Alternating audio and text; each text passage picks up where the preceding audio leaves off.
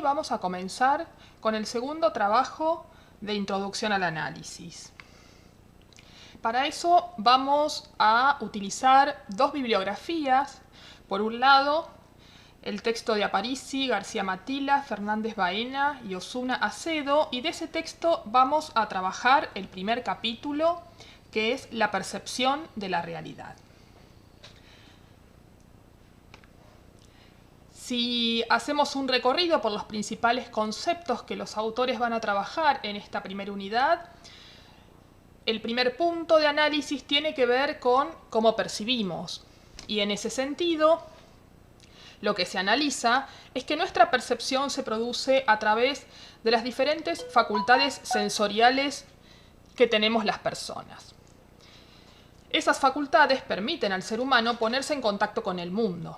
Y esas facultades, que es la vista, el oído, el gusto, el tacto, todas ellas están formadas por estructuras. Es decir, lo que van a plantear los autores es que al momento de percibir no recibimos una información inconexa, una información libre y arbitraria, sino que esa información automáticamente en el acto perceptual va a ser estructurada.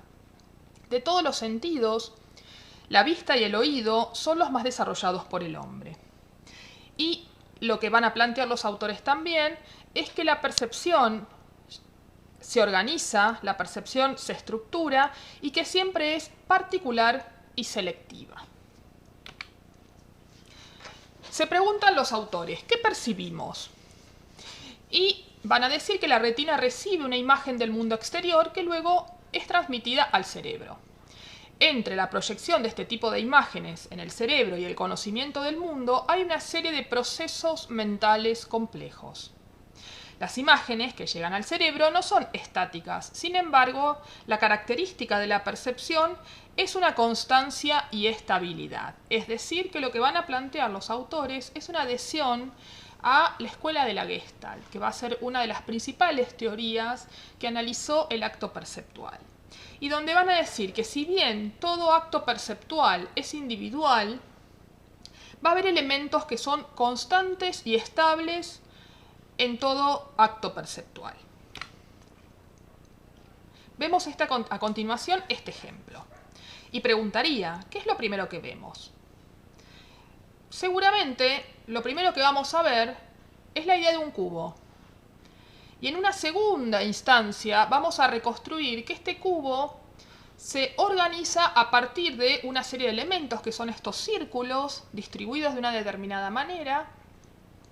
Cada uno de estos círculos, si los observamos, pareciera que tienen una flecha. Sin embargo, lo que nosotros percibimos como primera idea es una constante basada en una totalidad. Es decir, no nos vamos a detener en un elemento único, sino que vamos a buscar una síntesis de todo lo que estamos viendo. Por eso podríamos arriesgar a decir que seguramente todos lo primero que buscaron construir es la forma del cubo. Y luego, digamos, si nos detenemos en el acto perceptual, analizaríamos, bueno, cómo es que este cubo se encuentra formulado. Dentro del análisis entonces de cómo percibimos, los autores van a decir que la imagen que obtenemos de nuestra retina es una primera representación de la realidad. Es decir, hay un primer momento que es fisiológico, que se produce a partir de nuestro aparato óptico. Pero a ese primer momento fisiológico le sigue una segunda instancia de representación. Y aquí los autores van a introducir un elemento muy importante que tiene que ver con toda aquella información perceptual que nosotros tenemos a partir de la construcción mediada por los dispositivos tecnológicos. ¿Qué quiere decir los autores? Que a la hora de percibir, en grandes medida, la información perceptual que nosotros tenemos, por un lado, es la fisiológica, es decir, nosotros conocemos el mundo que nos rodea a partir de que transitamos en él, lo vemos, lo percibimos. Pero por otro lado, hay una cantidad de información que nosotros asumimos como propia, pero que es una información que no llega directa a través de la información de nuestra retina, sino que se va a encontrar mediada por los dispositivos tecnológicos. Esto es toda la información que nosotros recibimos a través de nuestro aparato fisiológico, pero producto de la televisión, del diseño web, de las redes sociales, o sea, de todas aquellas imágenes que van a provenir de distintos aparatos tecnológicos y por lo tanto esas imágenes que nosotros recibimos van a estar mediadas. Y esa mediación es común que nosotros la asumamos como natural y propia. Les doy un ejemplo. Si yo les preguntara a ustedes si conocen un dinosaurio, ¿qué me responderían? La mayoría me diría, sí, profesora, sabemos cómo es un dinosaurio, conocemos un dinosaurio. Sin embargo, nunca tuvimos la posibilidad de ver un dinosaurio vivo, ¿no? Los dinosaurios que podemos conocer, los vamos a conocer a través de publicaciones en revistas, a través de documentales de televisión, a través de películas cinematográficas, ¿sí? Sin embargo, nosotros asumimos esa información como un conocimiento que nos resulta propio.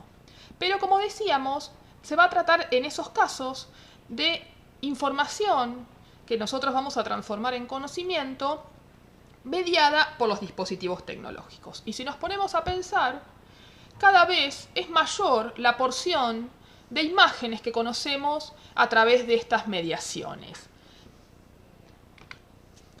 Seguimos, por ejemplo, con este ejemplo que vemos en pantalla. Y les preguntaría, ¿no? ¿Qué ven? Usualmente los estudiantes me dirían, profesora, nosotros acá estamos viendo las vías de un tren.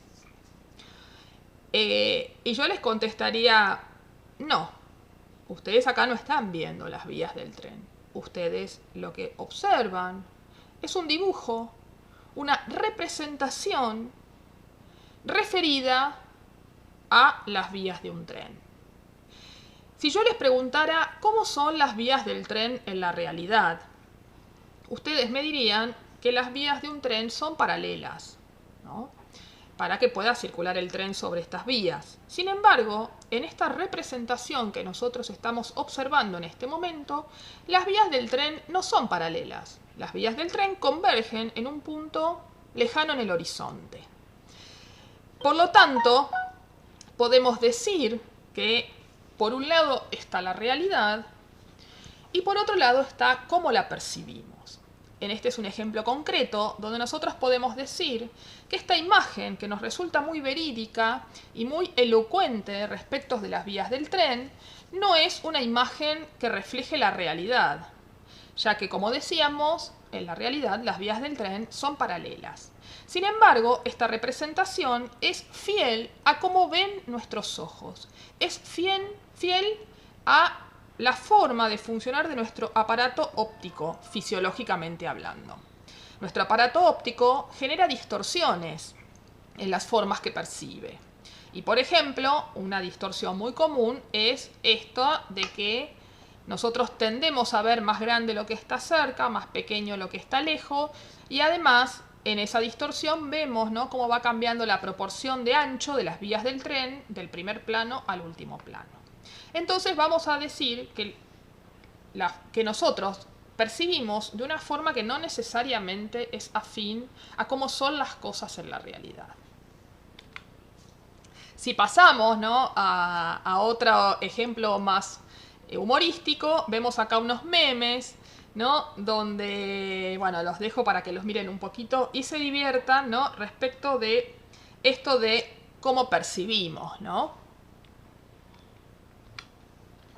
Bueno, por otro lado, cuando hablamos de percepción, ya hicimos una anticipación, nos vamos a remitir a una escuela teórica que fue muy importante a fines del siglo XIX y que sentó las bases de gran parte de las teorías contemporáneas sobre cómo funciona nuestro aparato perceptual.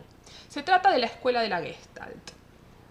La escuela de la Gestalt va a plantear algunos principios fundantes. Va a decir que todos los elementos se perciben como totalidades coherentes, completas y simétricas, aun cuando falte alguna parte de los elementos. Esto que veíamos en el caso anterior con el cubo, ¿no? Tendemos a buscar una forma común, a hacer una cohesión y a completar la forma aunque no estuviera completa. va a decir la Gestalt que el todo es más que la suma de las partes.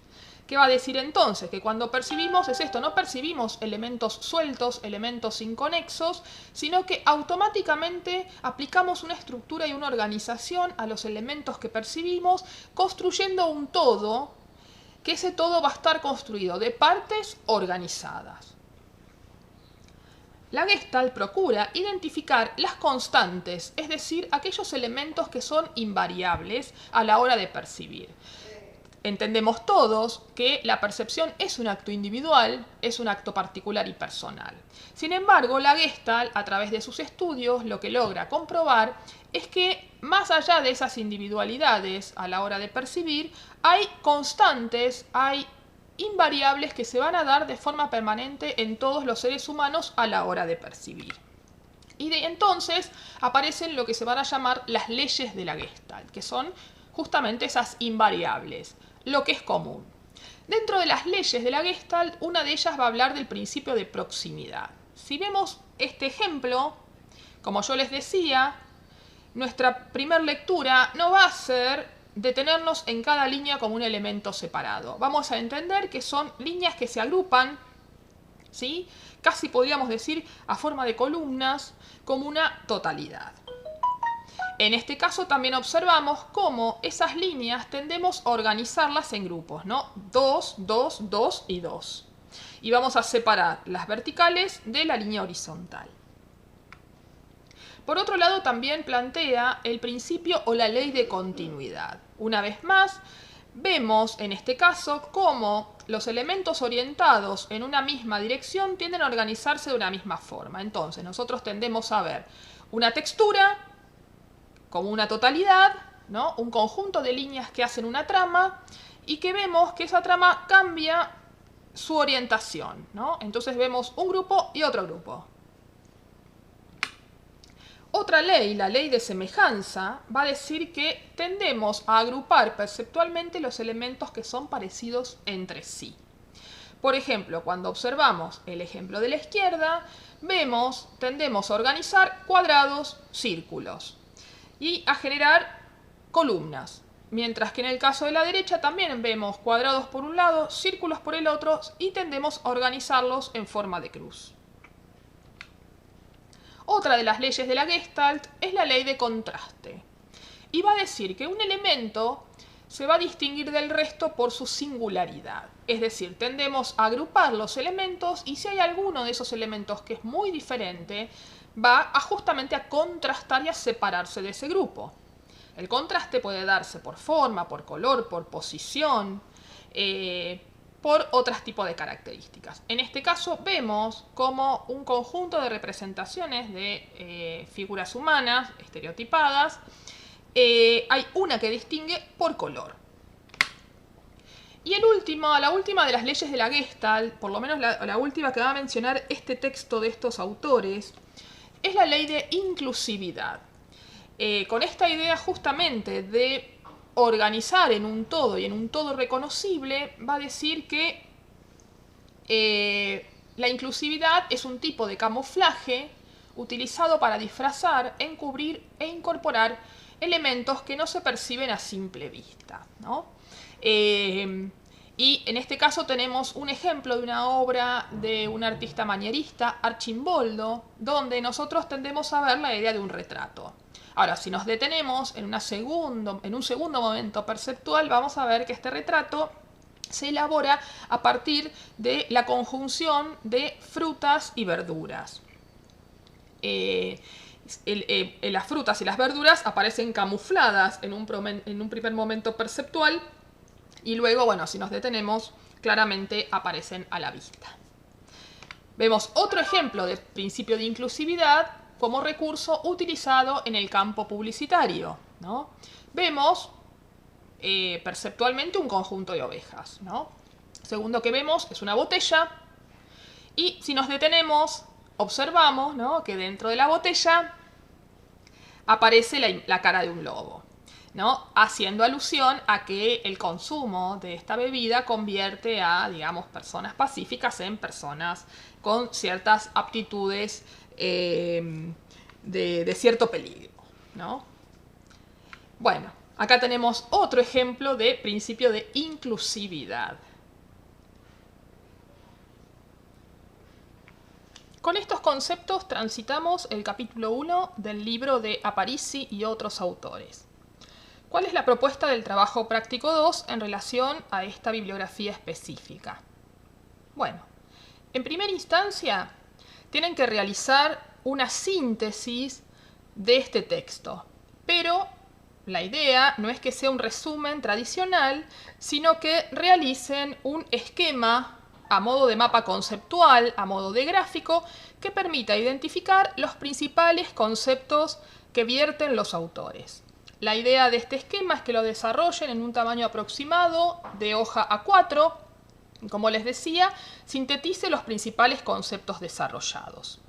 Dentro de estos conceptos, observar específicamente qué dicen los autores sobre las estructuras perceptuales, qué y cómo percibimos, las convenciones y principios de la Gestalt que mencionan estos autores, y la idea dentro del gráfico es que puedan introducir una conclusión personal que van a hacer ustedes, donde puedan dar respuesta a esta pregunta: ¿cómo percibimos la realidad según el contenido del texto? Que sea una respuesta que les permita a ustedes elaborar una muy pequeña síntesis en una frase de qué es lo que piensan los autores. Importante dentro de este esquema que siempre incluyan en algún lugar de la graficación el nombre del texto y los autores, ¿sí? Esto es importante para que el esquema esté completo. Eso es uno de los puntos que tienen que desarrollar en el trabajo práctico 2. Otro de los puntos a desarrollar en el trabajo práctico 2 y que está vinculado también con esta bibliografía es un trabajo de carácter práctico, donde la idea es que ustedes identifiquen cuáles son los principios de la Gestalt que mencionan los autores. Observo o hago la aclaración que estos autores mencionan una serie de principios y que si ustedes buscan otra bibliografía de otros autores, podría ser que sumen algunas leyes más a las mencionadas en este texto. Pero la idea es que trabajen con los principios de la Gestalt de este texto y de estos autores, y que realicen una serie de 5 fotografías, una fotografía por cada ley de la Gestalt. ¿Y cuál es la propuesta? Que ustedes puedan, en el entorno que los rodea, en los lugares que están próximos a ustedes, puedan identificar la presencia de los principios de la Gestalt en los espacios cotidianos. Y que lo hagan, como ya dijimos, a partir de fotografías. La idea, en lo posible, es que ustedes no fuercen situaciones, sino que entrenen la observación y puedan encontrar estos ejemplos que ya estén dados, ¿no?, en la realidad, y que no sean situaciones que ustedes fabrican a efectos del trabajo. Eso es lo ideal. Y como les decía, las fotografías tienen que ser propias. Así que esa es la otra parte del ejercicio vinculada a este texto.